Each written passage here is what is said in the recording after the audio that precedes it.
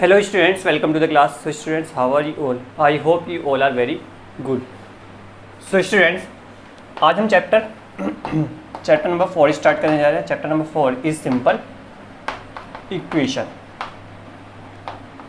Equation start करने जा रहे हैं. ओके बच्चों, क्लास 7 मैथ. सो बच्चों, हमारा चैप्टर है simple equation. So simple means simple और इक्वेशन को हम डिफाइन करते हैं. सिंपल मीन्स होती है साधारण सी, ठीक है ना, हिंदी में अगर बात करें तो इक्वेशन होती क्या. सबसे पहले बात करते हैं इक्वेशन क्या होती है. तो बच्चों, इक्वेशन जो होती है, an equation is a condition. क्या होती है?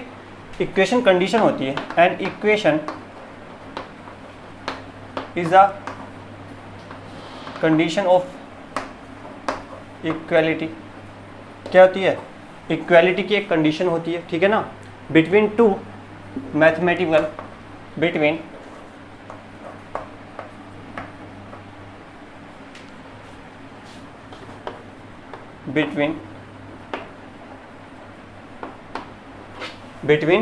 To mathematical expression. कितने? दो मैथमेटिकल एक्सप्रेशंस के बीच में, ठीक है ना. जैसे कि अगर मैं बात करूं तो an equation is a condition of equality between two mathematical expression. आपने वेरिएबल तो पढ़ रखे होंगे क्लास 6 में. क्या पढ़ रखे? वेरिएबल, यानी कि वो वैल्यू जिनकी वैल्यू वेरी करती है क्वेश्चन टू क्वेश्चन, यानी कि problem to problem, example to example, कहीं भी वेरी करती है. और इनको सिंपली यूजुअली हम डिनोट करते हैं ABCD XYZ, यानी कि सिंपली लेटर से डिनोट करते हैं. किससे?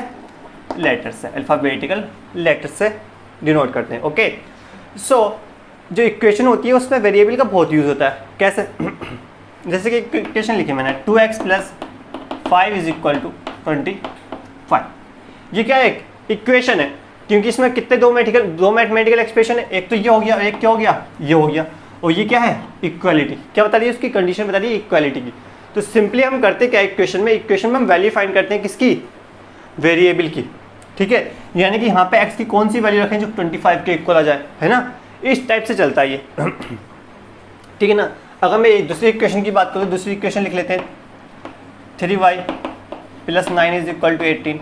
ये लिख लिया मैंने, दूसरी इक्वेशन हो गई. ठीक है ना. तो इस टाइप से आप इक्वेशंस को एक्सप्रेस कर सकते हैं. ठीक है ना. क्या कर सकते हैं? इक्वेशन को एक्सप्रेस कर सकते हैं. और इनको सोल्व कैसे करते हैं वो हमारा नेक्स्ट टॉपिक रहेगा. ठीक है ना. सो इससे पहले हम कुछ एग्जाम्पल समझते हैं कि एग्जाम्पल्स के जरिए कि हम लिखते कैसे हैं. ठीक है ना. एग्जाम्पल नंबर 1 आपकी बुक का ही एग्जाम्पल है. ठीक है. क्या कह रहा है कि write the following statement into the form of equation. हमें इक्वेशन की फॉर्म में स्टेटमेंट लिखने हैं. ठीक है ना. तो first up is the sum of 3 times x and 11 is 32. क्या? The sum of 3 times x and 11 is 32. तो अगर इसको हम सोल्व करें तो 3 times x कितना हो गया? 3x. 3 times x मतलब 3x. टाइम्स का मतलब समझते हो, जब भी टाइम्स आए तो उसकी मल्टीप्लाई कर देना, जिस भी नंबर के टाइम्स बता रहा हो कि 3 times 4 times. ठीक है. 2 times तो सिंपली मल्टीप्लाई कर देना. x को ऐसे लिख सकते हैं ना. अरे 3 × x को ऐसे तो लिख सकते हैं हम 3x. तो वही हमने यहाँ पे किया. सम करवा रहा है किसका? 3 times x का और किसका? 11 का, यानी कि सम मीन्स ऐड करवाया.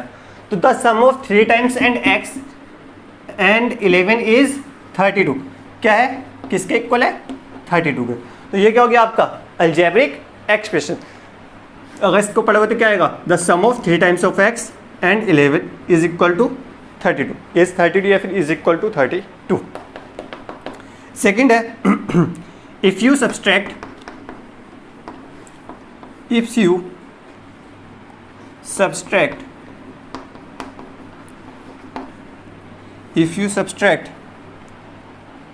5 from 6 times a number, तो it is equal to what? You get 7. हमें कितना मिलेगा? 7 मिलेगा. ओके.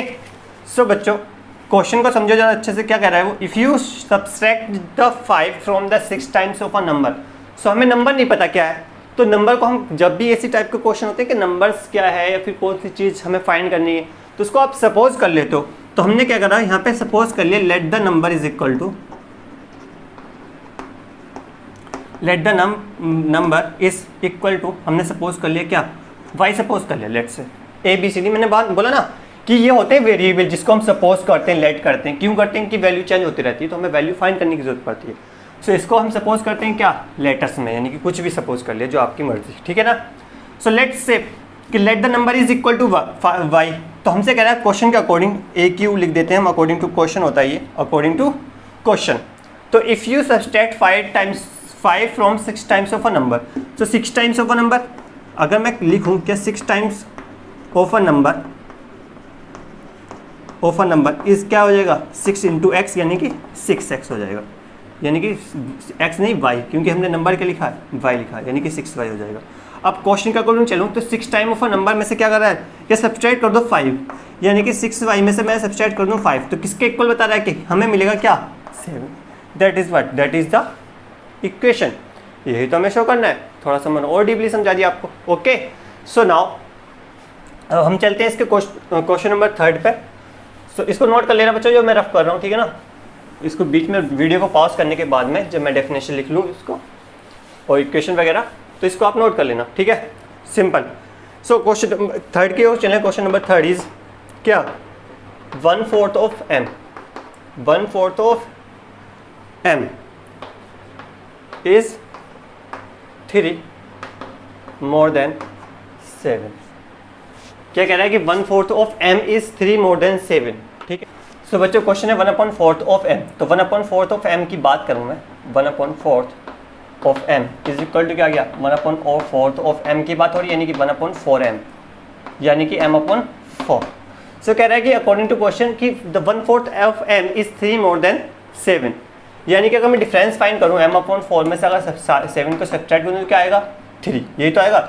नहीं समझे तो ऐसे कर लेना, m/4 इज इक्वल टू कितना, 3 ज़्यादा है किससे, 7 से, यानी कि 3 + 7, 7 प्लस का जरा किसका हो जाएगा, माइनस का, तो ये इक्वेशन बन जाएगी आपकी, ठीक है ना। यानी कि इस इक्वेशन के अकॉर्डिंग आप सोल्व करेंगे, ठीक है ना।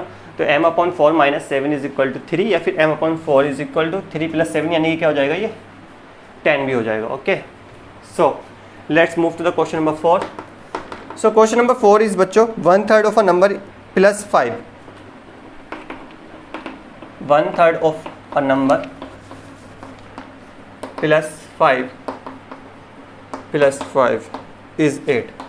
सो इसको डायरेक्ट कर देता हूँ बच्चों मैं, आप समझ तो गए होंगे। 1/3 ऑफ अ नंबर, यानी कि जब 1/4 ऑफ अ नंबर m/4 आता है, 1/3 क्या हो जाएगा, लेट द नंबर सपोज करते हैं, let the number is equal to x। क्या सपोज कर लिया मैंने, x। नीचे का थोड़ा पार्ट रफ कर देते हैं, इसको नोट कर लेना बच्चों, ठीक है। तो let the number is x, तो 1/3 of a number is equal to क्या आ जाएगा, x/3। तो अकॉर्डिंग टू क्वेश्चन की बात करें तो 1/3 ऑफ अ नंबर प्लस 5, यानी कि x/3 + 5 इज इक्वल टू कितना, 8। That is what, that is the answer of your question. Okay, तो ये होगा हमारे 4 एग्जाम्पल, ठीक है, जैसे हम इक्वेशन बनाते हैं, ठीक है ना। ये आपके बहुत काम की चीज़ है, ठीक है ना, इसको नोट कर लो आप। ओके, सो इसके बाद में हम चलते हैं एक और एग्जाम्पल की तरफ, एग्जाम्पल नंबर 2। फिर उसके बाद में हम कल स्टार्ट करेंगे एक्सरसाइज, या फिर आज ही एक्सरसाइज स्टार्ट करते हैं, इसके बाद में एक्सरसाइज स्टार्ट करते हैं। ओके बच्चों, सो बच्चों लेट्स स्टार्ट एक्सरसाइज 4.1। सो 4.1 का क्वेश्चन नंबर 1 है कि complete the last column of table. हमें last column of table complete करनी है। Last column of table, table का लास्ट कॉलम हमें क्या करना है, लिखना है। तो सीरियल नंबर दे रखा है यहाँ पे, ठीक है, हम भी टेबल लिख लेते हैं, ठीक है ना। यह है सीरियल नंबर बच्चों। उसके बाद है second is equation. So second is equation, ठीक है, ये इसका कॉलम हो गया एक। फिर है वैल्यू, सो वैल्यू का कॉलम हो गया, ठीक है ना। उसके बाद में से वी हैव टू फाइंड, ये वाला कंप्लीट करना है कि से whether the equation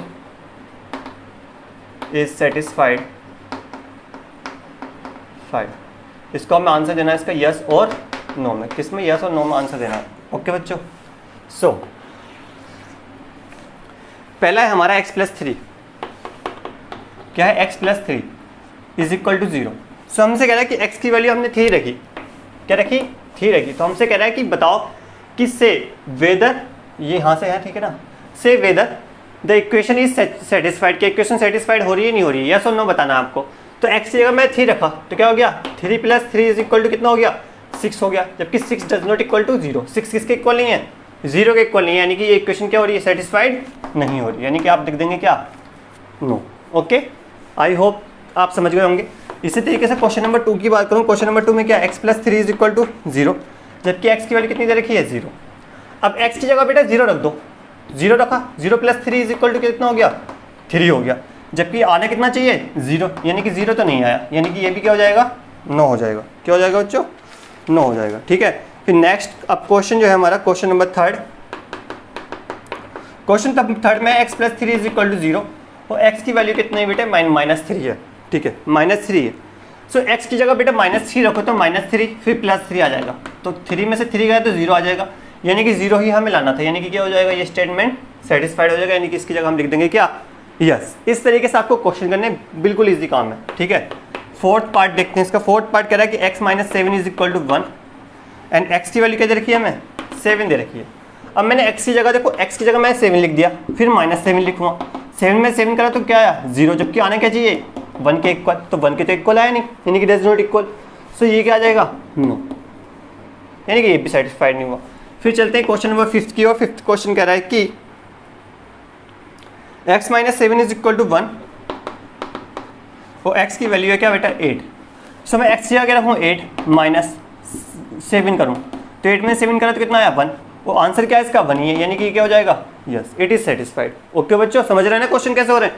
so question number 6 की बात करूँ मैं, so question number 6 is 5x + 20, 5x is equal to 25, 5x is equal to 25 और x की वैल्यू दे रखी क्या, 0।